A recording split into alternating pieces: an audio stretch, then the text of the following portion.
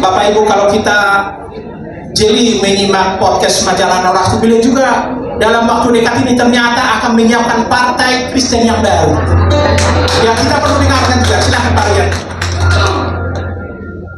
Ya, terima kasih. Saya ucapkan selamat Natal dan Tahun Baru untuk kita semua. Dan saya bersyukur banyak bapak-bapak yang punya hati untuk Indonesia, ya, yang peduli, apalagi dengan adanya bencana, ya. Sedikit saja saya mau sampaikan apa yang disampaikan oleh Pak Jondro, bahwa kok udah umur sekian masih mau bikin partai Kristen lagi. Saya bilang dua ketua umum datang ke saya dari Pewarna, ya, wartawan dan dari ketua API, Asosiasi Pendeta Indonesia. Mereka minta, Pak, tolong Pak.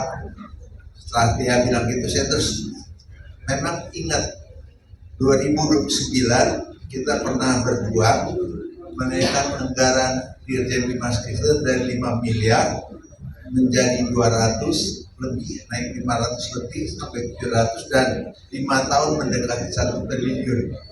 Itu 2009. Dari 2009 sampai 2004 saya baca lagi laporan anggaran Kementerian Agama, ternyata anggaran untuk kekristenan hanya naik beberapa miliar saja.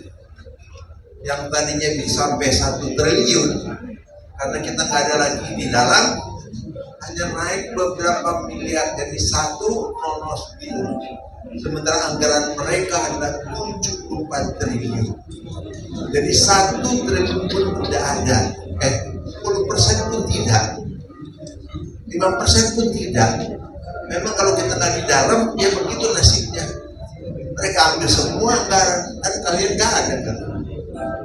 Jadi ya, saya minta dukungan kita semua, biarlah ini untuk kepentingan Indonesia. Bagaimana bangsa ini perlu kita ada di dalamnya.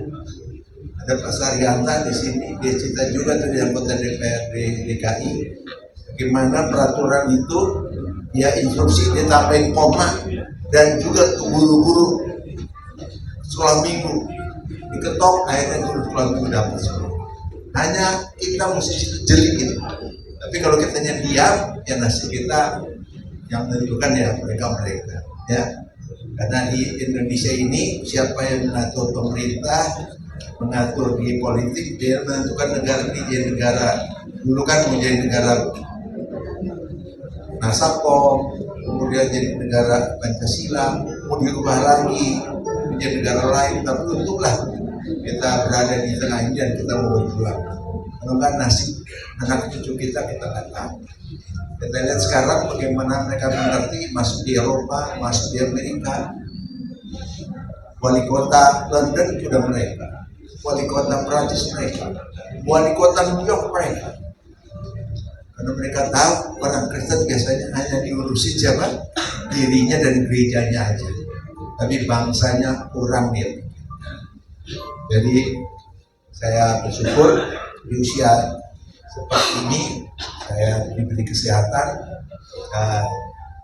Saya bersyukur juga, walaupun nanti risikonya saya harus meninggalkan profesi kedokteran saya seperti yang dahulu.